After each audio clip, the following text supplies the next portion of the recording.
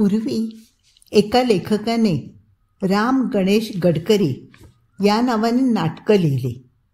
कविता लिहिण्यासाठी गोविंदाग्रज हे नाव स्वीकारलं आणि बाळकराम ह्या नावाने विनोदी लेखन केलं. आजच्या काळात सुद्धा एका लेखकाने चित्र खानोलकर ह्या नावाने कथा, कादंबऱ्या, नाटकं लिहिली आणि आरती प्रभू ह्या नावाने कविता लिहिल्या. प्रतिभेचा वरदहस्त लाभलेला हा कलंदर लेखक कोकणात जन्माला आला आणि आयुष्याचा बराच काळ त्यांनी कोकणात काढला. घनदाट झाडा जंगलांचं, कडेकपाऱ्यांचं, उसळणाऱ्या समुद्राचं आणि खळाळणाऱ्या पाण्याचं, डोंगर दऱ्यांनी वेढलेलं तळकोकण त्यांच्या प्रतिभेने साहित्यामध्ये अधिकच खुलवलं. आज आपण ऐकणार आहोत चित्र खानोलकर यांची कथा एका राघूची गोष्ट आणि त्यांच्या सनई ह्या कथासंग्रहामध्ये ही कथा समाविष्ट आहे. ऐकूया एका राघूची गोष्ट. प्राणीमात्रांच्या स्वातंत्र्याबद्दल आस्था असलेला मी प्राणी आहे. मी प्राणीमात्रांच्या स्वातंत्र्याचा पुरस्कर्ता आहे. प्राण्यांच्या स्वातंत्र्याची मूलभूत गरज मला पटलेली आहे. 1+1=2 हे जितकं खरं तितकंच प्राण्यांवर दया करावी हे खरंच. चिन्ह कुठलंही असो, अधिक असो किंवा उणे असो, याचाच अर्थ असाही होऊ शकतो की मी एक दयाळू प्राणी आहे. मग मी माणूस असलो म्हणून बिघडलं कुठे? ही एवढी प्रस्तावना करून शेवटी एका राघूचीच गोष्ट मला सांगायची आहे. राघूला कितीही पढवलं तरी तो काही आपली गोष्ट सांगू शकणार नाही, हो ना. मी दयाळू असल्यामुळे मीच त्या प्राण्याची गोष्ट सांगणार आहे. त्याचं असं झालं की डोंगराच्या उतारावर माझं बिऱ्हाड होतं. बिऱ्हाड म्हणजे आपल्या 2 खोल्या, मातीच्या भिंती, वर होती मातीची लाल ताज्या रंगांची कौलं. पुढची बाजू खळं होतं हिरवंगार. खळ्याला घडला होता कडेकडेला भोपळ्यांच्या वेलींचा शेजार. डोळे शीतळ होऊन जायचे. सगळा खळमळ तळावला जायचा. मन सुखी माणसाच्या सदऱ्याप्रमाणे शुभ्र पांढरं व्हायचं. तशी या डोंगराच्या उतारावर बरीच छोटी छोटी 2-2, 4-4 खोल्यांची घरं होती. लांबून दिसायची बालकवींच्या औदुंबर कवितेतल्यासारखी. जवळ गेलं आणि त्या घरात राहिलं की ओठांवर हिरवे हिरवे गार गालीचे ही ओळ आपोआप उमटायची. माझ्यातला कारकून अशा वेळेला लाले लाल छपराच्या फटीफटीतून निळसर धुरासारखा बाहेर पडायचा. हवेतल्या दवात चिंब भिजून जायचा. भोवतीच्या डोंगर दऱ्यांवर पसरलेली उनं देहाचा आनंद करून टाकायची. अशाच एका दवबिंदूत ताजावलेल्या गुलाबांच्या ताटव्यासारख्या प्रसन्न क्षणी मी खळ्यात आसन मांडी ठोकून बसलो होतो. घरातली संसाराची किलकिल कानावर येत होती. आरशावर किरण पडून आरशाने त्या किरणांची फेड म्हणून उलट कवडसे पाडावेत तशा वृत्ती झाल्या होत्या. कडेची विस्तारलेली आणि मूळची कथा विसरलेली भोपळ्याची वेल पाहत पाहत डोळे काचा कवड्यांचा खेळ खेळत एखाद्या मुक्त मुलीसारखे तल्लीन झाले होते. आणि अशा वेळी कानांवर काका काका काका असे शब्द आले आणि मग मी उभा राहिलो. आपोआप खुणेचा शब्द ऐकून सावध होऊन गेल्यासारखा झालो. कानोसा घेतला. फार जवळून नव्हे, फार लांबूनही नव्हे, इकडेही नव्हे तिकडेही नव्हे, मध्येच कुठल्या तरी खोलगट गवत वाढून दाटलेल्या न मळलेल्या वाटेवरून कुणीतरी पाखरू टाहो फोडत होतं एवढं जाणवलं. हवेतला सकाळचा गारवा नुकताच उतरत होता. मी खांद्यावर सदरा टाकला आणि पायात जुते सारून बाहेर पडलो. आडव्या तिडव्या वाटांवरून जाताना उगीच इकडे तिकडे भ्रमंती केली. मनाला चरा उठला होता, पण पाय अजून सुस्तच पडत होते. कान अजूनही सावध होते.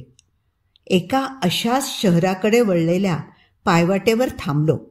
गरीब बापड्यासारखं एक झाड माथ्यावर शाखा विस्तार पसरून उभं होतं. काका काका काका का दिशा सापडली. पायवाटेपासून थोड्याच अंतरावर चारीत एक लाल बुंद चोच उघडमीट करत असलेली दिसली. राघूच्या भोवती कावळ्याचा करकराट सुरू होता. झाडाझाडातून कावळ्यांचे काही थवे बसले होते. मधूनच खाली उतरून एखादा कावळा राघूच्या पिसात चोच मारून भूरदेशी उडून पुन्हा झाडात नाहीसा होई. राघूची पोपटी पिसं उसकटून गेली होती आणि पिसांच्या देठालगतचा पांढरा जखमी भाग दीनवाणा दिसत होता. मानेतून रक्ताचे थेंब ठिपकत होते आणि असंही वाटत होतं की आजूबाजूची हिरवी पिवळी गवताची टोकदार पाती थंडीने कुडकुडणाऱ्या माणसाच्या चामडीसारखी थरथरत आहेत. कदाचित माझ्या डोळ्यातला एक खोल भागही सूक्ष्मपणे थरथरत असेल. मी मग फार वेळ उभा राहिलो नाही. पण एक गोष्ट सांगायची म्हणजे राघूला पाहताच फटदिशी शिवी घातल्यासारखी मनाने आठवण करून दिली ती पिंजऱ्याची. राघूला पाहताच पिंजरा आठवावा हे सहजच होतं, पण पिंजरा आणावा लागणार या कल्पनेनंच माझं मन थोडं सुखावल्यासारखं झालं. हे काही निकोप दयाळूपणाचं लक्षण नव्हतं. तेवढ्यातल्या तेवढ्यात त्या पिंजऱ्याला रंग कोणता द्यायचा हेही मी ठरवून टाकलं. हे तर बिलकुल दयाळूपणाचं नव्हतं. हे कुणाचं तरी उडून आलेलं पाखरू तर नसेल. मी थोडीशी माघार घेतली. मला जर राघू सापडायचाच असेल तर तो अगोदरच उष्टावलेला म्हणजेच पाळीव प्राणी नसावा असाही एक दुष्ट विचार माझ्या मनात मध्यरात्री खिडकीतून भूताचा वाकडा हात दिसावा तसा डोकावून गेला. मनाला प्रथम पडलेला चरा वेगळ्याच वेदनेने ठणकून गेला. हे सगळे विचार होईतोवर झाडावरचे ते काळे कुट्टे एकाक्ष प्राणी आपल्या काळ्या चोची पोपटाच्या पिसात खुशाल पोचित होते आणि तो राघू टाहो फोडत होता. पोपटी पिसातला तो चोळामोळा प्राणी चित्कारत होता. कुठल्या तरी काकाला हाका मारून वाचवायला सांगत होता. मी त्याही मनस्थितीत हसलो आणि मग शरमलो. राघूवर माझ्या हाताच्या पंजाने झडप घातली. ती मात्र अक्षम्य होती.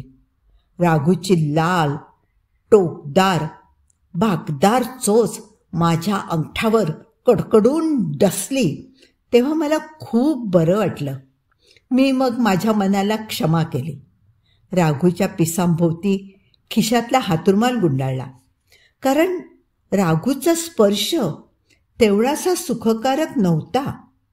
कुणाच्या तरी भयान जखमेसारखा तो स्पर्श होता.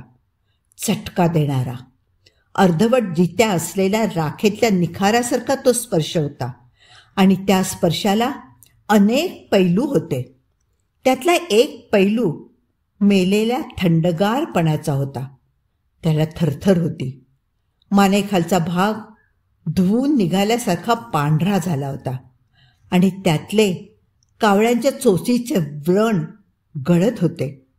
राघूचे पंख माझ्या पंजाएवढे रुंद होते आणि मधूनच तो ते उचलू पाहत होता, पण ते त्याला जमत नव्हतं. डोळ्यातल्या पाऱ्याच्या गुंजा झाल्या होत्या. डोळे भडकले होते आणि चोचीवरचा भागसुद्धा पिंजला गेला होता. राघूला मी पाहत होतो. मन त्याचं वर्णन करत होतं. जणू काय राघूचं वर्णन राघूला काही जखम वगैरे झालेच नाही अशा तऱ्हेचं चाललं होतं. थंडपणाने जखमा मोजल्या जात होत्या. हातरुमालाच्या राघूची पडलेल्या वाऱ्यासारखी हालचाल चाललेली होती. मी घरी आलो. मनाकडे शंका आली. हा प्राणी जगणार तरी? आणि मी त्या संमिश्र शंकाकुल आवाजात माझ्या थोरल्या मुलाला साथ दिली, भाऊ. आणि माझ्या मुलाने अभ्यासातून सुटलो एकदाचे म्हणून उडी मारली ती थेट खड्यातच. त्याने माझ्या हातात पाहिलं. आपल्या बापाने कसली तरी शिकार साधली आहे. याच अचंब्याने त्याने जागच्या जागी उडी मारली. पोपट! त्याने टाळ्या पिटल्या आणि राघूने हातातल्या हातात गारशी फडफड केली. मग माझी इतर 2 मुलं, बायको दारावर एकसाथ उभी राहिली. बायकोचा चेहरा आतून उजळला, एखाद्या पंचारतीसारखा दिसू लागला. शिकार साधून आलेलं वीरपुरुषासारखा मी तिच्या पुढ्यात उभा होतो. माझ्यातल्या कारकुनाचं कलेवर जणू काय त्या राघूच्या रूपाने मी हातरुमालात गुंडाळून ठेवलं होतं. माझ्याच एका किरकोळ स्वरूपाची शिकार केली होती. म्हणजे खरंच मी काहीतरी अच्चाट असं केलं होतं. राघू? बायकोने लांबट तोंड करून हनवटीवर करांगुली ठेवून विचारलं. हो, मी अभिमानाने माझ्या दयाळू स्वभावाविरुद्ध होकार दिला. बाबा, त्याला ठेवायचं कुठे? थोरल्या मुलाने चटकन प्रश्न केला आणि पुन्हा बेसावध होऊन मी बोलून गेलो. पिंजऱ्यात. अय्या! बायकोने आनंदोद्गार फोडला. पण मेल्याला धुवावं लागेल. पिंजरा दररोज साफ करावा लागेल. त्याला शिकवावं लागेल. बायकोने कपाळाला खोट्या सुरकुत्या घातल्या आणि त्यावर भाऊने दणदणा नाचत सांगितलं, जणू काय गर्जनाच केली. मी करेन सगळं, मी सगळं करेन. पढो पार्वती श्री भगवान, पोपटपंची चतुर की जान. भाऊ नाचायला लागला आणि माझ्या पंजातल्या त्या घायाळ पाखराने चित्कार केला, काका काका काका. आमचे सगळ्यांचे चेहरे पटपट उतरले. सगळा उत्साह कोवळ्या टाळूवरच्या तेलासारखा जिरून सुकून गेला आणि त्या टाळूसारखीच आमची मनं हलत राहिली. काका कोण? धाकटी मुलगी छकू करून शब्दात प्रश्न विचारू लागली. स्वतःशीच विचार केल्यासारखी मुद्रा करून उभी राहिली. तो चित्कारच असा होता की माझ्या डोळ्यासमोरून माझ्या संसारावरची गुलगुलीत सुस्ती कुणीतरी वेडसर माणसाने पांघरुणासारखी ओढून नेली होती. कसलाही विचार करण्याची ताकदच मेंदूत राहिली नाही. आम्ही फक्त एकमेकाकडे पाहत राहिलो होतो. पाळीव पाखरू आहे, कुणी बिचाराचं सुटून आलेलं दिसतंय, माझी बायको हळहळीच्या सुरात म्हणाली आणि माझी गेलेली ताकद मला परत मिळाली. मी हातरुमालावर थोडासा दाब दिला. भूतदयेने प्रेरित झालेल्या मला हे कृत्य शोभणारं खासच नव्हतं. पण माझ्यातल्या माणसाच्या नाकातला शेंबूड अजून शाबूत होता. पाखरू असलं म्हणून काय झालं, ते दुसऱ्या कुणाचं तरी आहे आणि माझ्या हातात ते सहजच मिळालेलं आहे.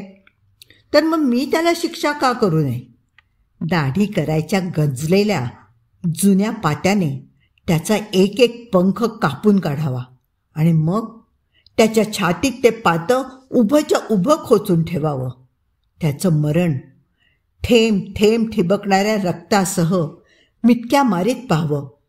असे अनेक विकृत विचार तक्षणी माझ्या मनात आले. तेही विकृत असले तरी विचारच होते ना. त्याला कंठही फुटला आहे, पहा ना, मानेभोवती कसा लालसर पट्टा दिसतोय.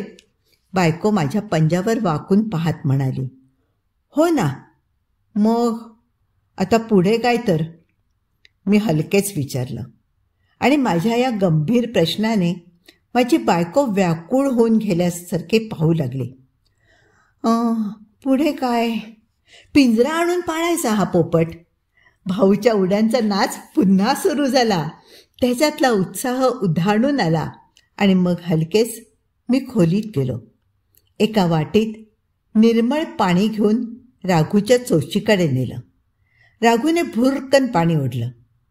थोड्याच वेळाने राघूने अर्धी वाटी पाणी पिऊन टाकलं आणि मग त्याने माझ्या पंजात पंख फडफडवले आणि मी त्याला गच्च धरून ठेवलं. सोडून द्या त्याला. बायको राघू परत काकाच्या नावाने हाक मारेल म्हणून घाबरली. अगं समज, मी त्याला आत्ता सोडून दिला. फटकन भाऊने मध्येच तोंड घातलं. नाही नाही नाही, आपण पाळायचा. हो, आपण पाळूया. मी चौकशी करतो ना आजूबाजूला, पिंजरा असेलच कुणाकडे तरी. भाऊने माझ्या बोलण्याची वाटही पाहिली नाही. तो उड्या मारीत मारीत बाहेर पडला. समज, मी सोडून दिला याला, तरी याला नीट उडता येणार नाही. याच्या भोवती इतर उणगे पक्षी जमतील, याला बोचून बोचून हैराण करतील. हा बिचारा मरून जाईल. माणुसकीला हे शोभण्यासारखं नव्हे आहे का? आणि यावर बायको निरुत्तर झाली होती. तिची मुद्रा नेहमीसारखी मग टवटवीत राहिलीच नाही. ती हलकेच अंग चोरून बाजूला झाली आणि आपल्या चिमण्या संसारात रमायला पाहू लागली. उन्हाळ मुलाचा पाय लागून दुधाचं भांडं कलंडावं आणि दुधाची धार जमिनीवरून आस्ते आस्ते वळसे घेत घेत जावी, तशी तिची पावलं पडत होती. माझ्या हातातला राघू पुन्हा टवटवीत होत होता. पंखातलं त्राण पुनरपी पंखात आलं होतं. माझी माणसाची ऊब त्याला पोषक ठरली होती. मान वाकडी करून राघू आपली लाल बुंद चोच इकडे तिकडे फिरवीत होता. वळून अंगठ्याचा चावा घेऊ पाहत होता. पण राघू हे पाखरू होतं. मी माणूस होतो. मी त्याच्याहून अधिक हुशार होतो आणि त्यात मी भूतदयेने प्रेरित झालो होतो. मी त्याची सगळी हालचाल माझ्या पंजात कोंडून ठेवली होती. त्याला उडू देणं हा माझ्या माणुसकीचा पराभव होता. तो तर मला टाळायचा होता. मग मी त्याला हातातच घेऊन भाऊच्या वाटेकडे डोळे लावून उभा राहिलो. भाऊला पिंजरा मिळणार तरी का, मी मलाच विचारत होतो. आणि तेवढ्यातच भाऊ रस्त्यावरून घाईघाईने येताना दिसला. त्याच्या हातात पिंजरा हलत होता. मला तर वाटलं आपण टाळ्या वाजवाव्यात, पण हात राघूने बांधून टाकले होते. भाऊने लांबूनच हाक देऊन सांगितलं, बाबा बाबा पिंजरा. आणि भाऊ मग घामाघूम होऊन घरी आला. धापा टाकीत म्हणाला, आणला मी पिंजरा. पिंजरा जुनासाच होता, पण चांगला होता. पितळेचा, मजबूतही होता. आणि पिंजऱ्यात कोळ्याचं एक ऐस पैस जाळंही ताणलेलं होतं. कुणी दिला रे? वसंत काकांनी. मागितल्याबरोबर दिला? त्यांनी विचारलं, काय मिळालं रे, सिंह की वाघ? मग तू काय सांगितलंस? रानडुक्कर. शाब्बास रे पठ्ठे. त्यावर वसंत काका मोठमोठ्याने हसले आणि त्यांनी माळ्यावरचा पिंजरा काढून दिला. रानडुक्कर पाहायला येतो म्हणाले. पण मग मीच म्हणालो, राघू. हो, राघू मिळाला. कुणाला मिळाला म्हणून सांगितलंस रे? मला. भाऊने खाली मान घातली. खोटं बोलणं वाईट. मग नाही, मग मी सांगितलं ना, मला नव्हे हो, बाबांना. त्यावर देखील वसंत काका हसले. आणि मग भाऊने पिंजरा घासून पुसून स्वच्छ केला. भोवती भोवती घोळणाऱ्या बहिणींना त्याने उगाचच दटावलं. मग पिंजरा माझ्यासमोर जादूच्या दिव्यासारखा ठेवीत तो म्हणाला, बाबा मी खोटंच सांगितलं. काय ते? मी रानडुक्कर नाही म्हणालो. हातले का? खोटं बोलणं वाईट रे. माझ्यातल्या पालकाला मी थोपटलं. त्याला जागा केला. एकदा रजा हवी होती, तर उगाचच मुलगा आजारी आहे म्हणून रजा घेतलेल्या माझ्यातल्या कारकुनाने एक शिंकही दिली. मी भाऊने उघडलेल्या पिंजऱ्याच्या दारातून राघूला हलकेच आत सोडलं आणि भाऊने फटकन पिंजऱ्याचं दार लावून घेतलं. रॉकेल पडताच फडका पेटावा तसा राघू पिंजऱ्यात अडकताच भडकला, फडफडला, फडफडतच राहिला आणि माझी बायको एकदम कोपऱ्यात उभी राहिली आणि तिने दोन्ही कानांवर हाताचे तळवे गच्च ठेवले. काका काका काका. रक्ताच्या चिळकांडीसारखा चित्कार घरादारातून धुरासारखा पसरला. आमचे सगळ्यांचे चेहरे काळे ठिक्कर पडले. माझ्या डोळ्यासमोर एक वेडं ध्यान उभं राहिलं. नेहमी खिडकीतून दूर कुठेतरी पाहणारं, खिडकीतल्या पिंजऱ्यात राघूसारखेच डोळे अडकलेलं ध्यान. घरदार गजबजत होतं, पण हे ध्यान भूतासारखं एकटंच केसांचं रान माजवून बसलेलं, कुठेतरी नुसतंच पाहणारं. आणि राघू हाका देतोय, काका काका का काका काका. काका वेडा होता. राघू हाका देत होता. काका एकटाच निर्जीव होता. राघू ओरडतच होता. त्याला शहाणा व्हायला सांगत होता.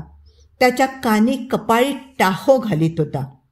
मी तिरकस थरारत्या चित्ताने भेदरून गेलो. पिंजऱ्यातला राघू फडफडून पिसं फुलवून सर्दी झालेल्या म्हाताऱ्यासारखा बसला होता. हे मेलं पाखरू अशुभ आहे. बायको करवादली. तिला त्या जखमी पंखीचा टाहो मुळीच पसंत नव्हता. आजवरची संसारावरची पातळ निळसर सुगंधी छटा त्याच्या टाहोने उसकटून गेली होती. भांड्यातलं पाणी मंदपणे थरारत असल्यासारखं वाटत होतं. भाऊ पोपटाला पेरू कापून घालत होता. हे पाहून मी हलकेच बाहेर पडलो. बाहेर उन्हं रणरणत पसरली होती. मी त्या तसल्या कडक्यातून सगळा आवाठ भटकून आलो. प्रत्येक घरी चौकशी केली की कुणाचा राघू उडालाय का, पण कुणीच राघू पाळलेलाच नव्हता. वसंत गोखल्याने खूप वर्षांपूर्वी एक राघू पाळला होता, पण तो तर उडून गेला होता. त्याच्याच पिंजऱ्यात हा पोपट मी ठेवला होता. मी निराश होऊन घरी परतलो. भाऊ अजूनही पिंजऱ्याकडेच बसला होता. कुठे टांगावा बरं हा पिंजरा याच्या विचारात होता. त्याच्या जवळ त्याच्या 2 छोट्या बहिणीही कळत नकळत राघूच्याच विचारात मग्न होत्या. मला वाटलं की मी कसला तरी रोग आणून घरात सोडलाय आणि त्यानेच ही सगळी पछाडून गेली आहेत. पण मी मनात म्हणत होतो, हा साला मरेलच. इतकं घायाळ झालेलं पाखरू मेल्याशिवाय कसं राहील. पण एक दिवस संपला तरी राघू मेला नाही. तो भोसडीचा जगला होता आणि नेहमीप्रमाणे पहाटे येणारी प्राजक्त सड्यासारखी जाग आम्हाला आली नाही. गजरवंत घड्याळ किणकिणताच हा अशुभ प्राणी गळा काढू लागला. काका काका काका काका. पेटलेल्या वस्त्रासारखं पांघरून झिडकारत बायको उठून बसली आणि मी जाऊन पिंजऱ्याखाली उभा राहिलो. राम राम, उठा उठा हे शब्द घोकू लागलो तर राघू आपला पिसं फुलवून मधल्या दांडीवर घुबडासारखा बसला होता. डोळ्यांवर पांढरी कातडी ताणून राहिला होता. बाहेर फुलून आलेल्या गारव्याचा प्रचंड गेंद आज बाहेरच राहिला. आतल्या भिंतीवर तरळणारी त्याची अंधुकशी सावली आज शेवाळ दाटल्यासारखी वाटत होती. मी मोठमोठ्याने बोलत होतो, राम राम सज्जन हो, उठा उठा. भाऊ जागा होऊन उठला. डोळे चोळत माझ्याबरोबर येऊन उभा राहिला आणि मग आम्ही दोघेही राम राम सज्जन हो, उठा उठा हेच बडबडू लागलो. तरीही राघू पिसं फुगवूनच होता. बहिरेपणाच्या धुक्यात खोल बुडून गेला होता. आम्ही मात्र त्याला निष्ठेने पडवायचा प्रयत्न करतच राहिलो. असं हे जवळजवळ अर्धा पाऊण तास चाललं आणि राघूने काका काका हाच टाहो फोडला. मी घाबरून बायकोकडे पाहिलं.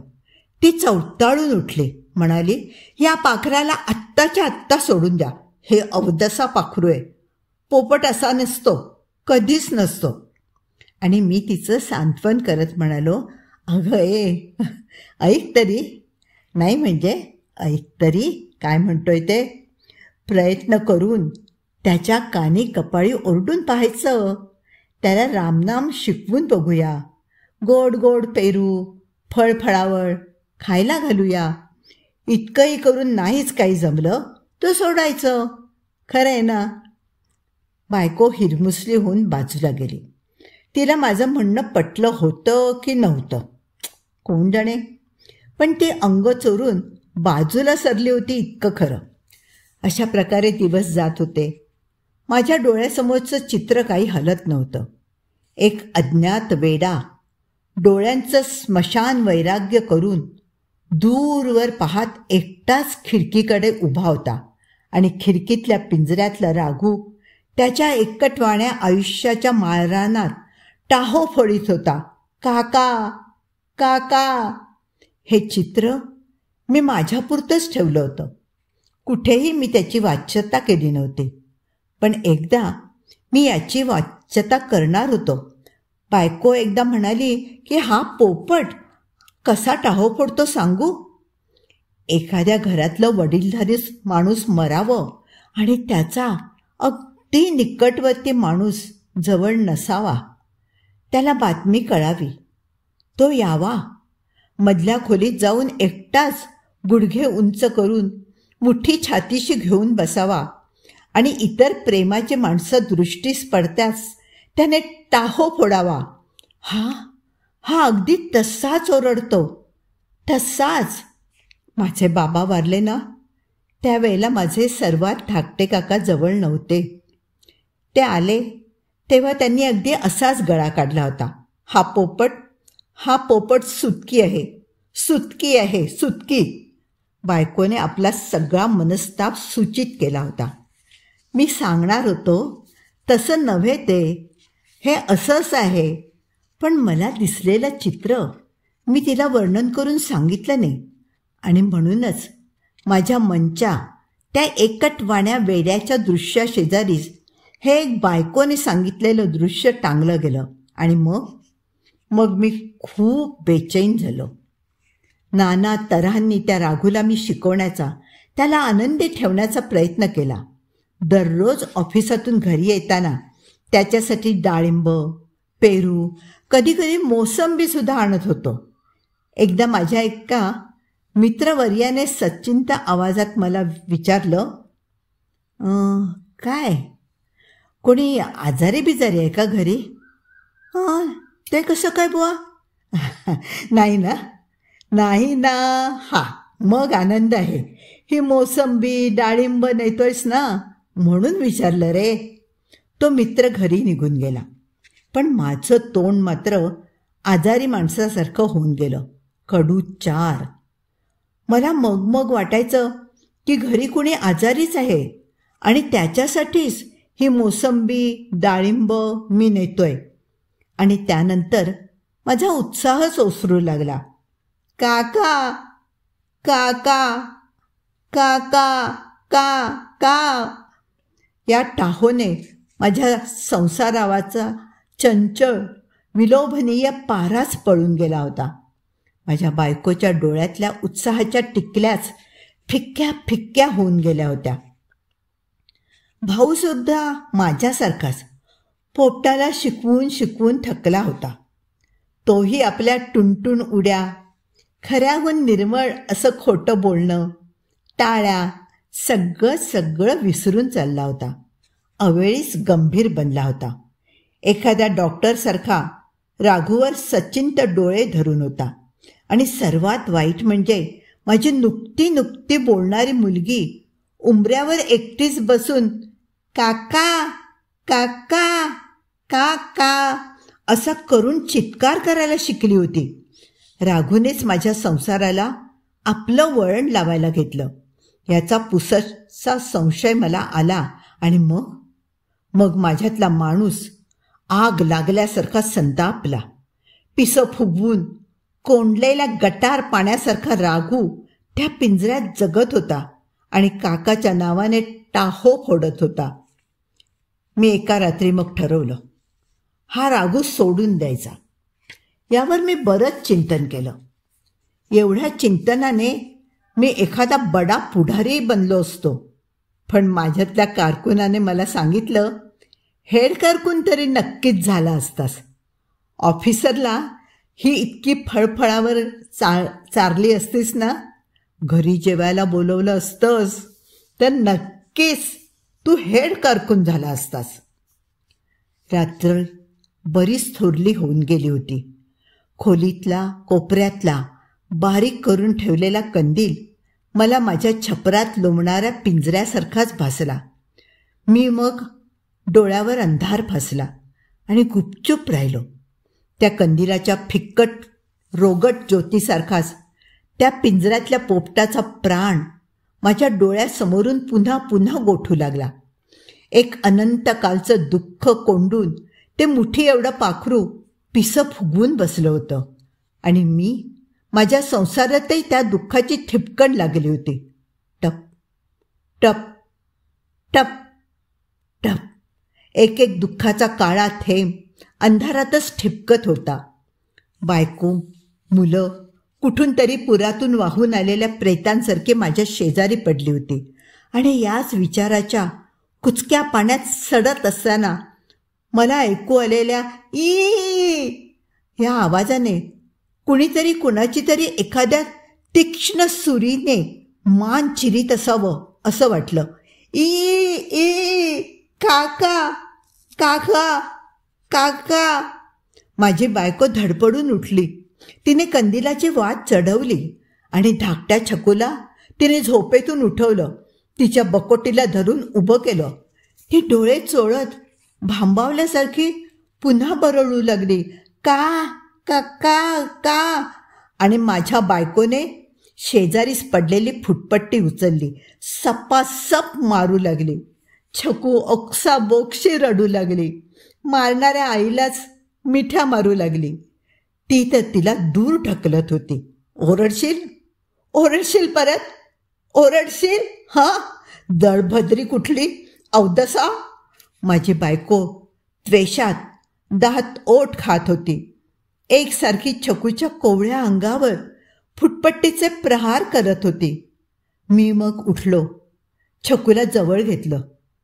खुळी आहेस झालं, मी बायकोवर गुरगुरलो. हो हो खुळी आहे, मीच खुळी आहे मी. तिने पदरात तोंड लपवलं आणि ती हुंदके देत बिछाण्यावर पडली. तिने डोक्यावरून पांघरून ओढलं. ती पांघरुणातही गदा गदा हालत होती.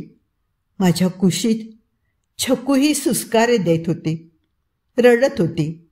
इतर 2 पोरं अर्धवट जागी होऊन डोळे चोळत होती. मी मग कंदील बारीक केला. छकूला मांडीवर घेऊन थोपटलं. रडत रडत ती बिचारी झोपून गेली. तिच्या गालांवरची अश्रूंची ओल मी पांघरुणाने पुसून काढली. तिला अंथरुणावर ठेवलं आणि मी पडून राहिलो. काही वेळाने सगळं काही पुन्हा शांत झालं. मी गुपचूप उठलो. पिंजरा खाली उतरून ठेवला. दार उघडून कंदील आणि पिंजरा घेऊन खळ्यात आलो. बाहेरून दार बंद केलं. मी कंदील व पिंजरा खळ्यात ठेवला आणि कुदळ घेऊन खळ्यातल्या भोपळ्याच्या वेलाआड गेलो. मी मग बराच वेळ खणत होतो. शांतपणे धीम्या मनाने खड्डा पाडत होतो.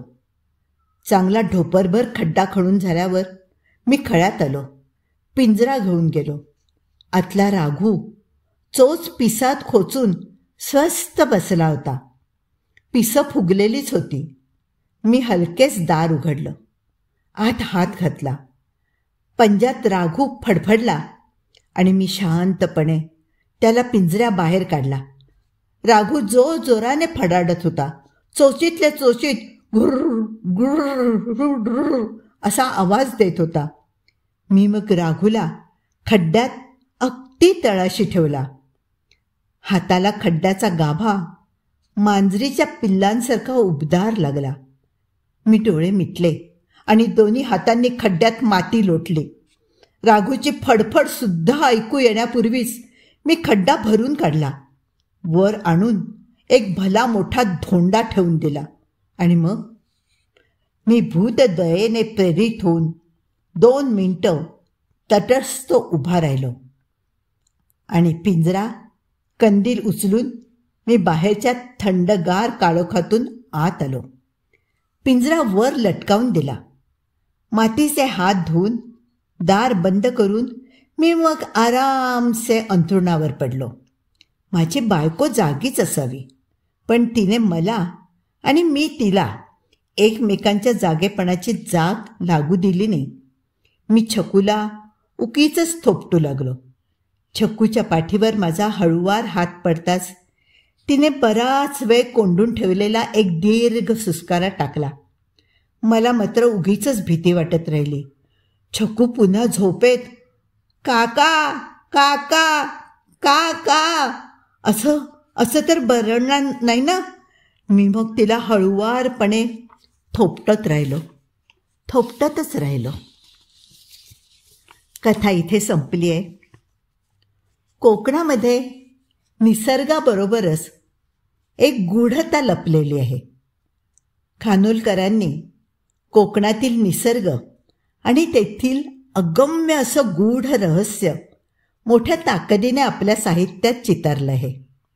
फार उशिरा लोकप्रियता मिळत गेलेला हा लेखक अल्पायुषी ठरला आणि आपण रसिक एका अनमोल साहित्य संपदेला मुकलो. खानोलकरांची ही कथा मी प्रथमच वाचली आहे. त्यांच्या आणखीन काही कथा ऐकायला आवडेल का तुम्हाला? कॉमेंटमध्ये नक्की लिहा. भेटूया पुन्हा.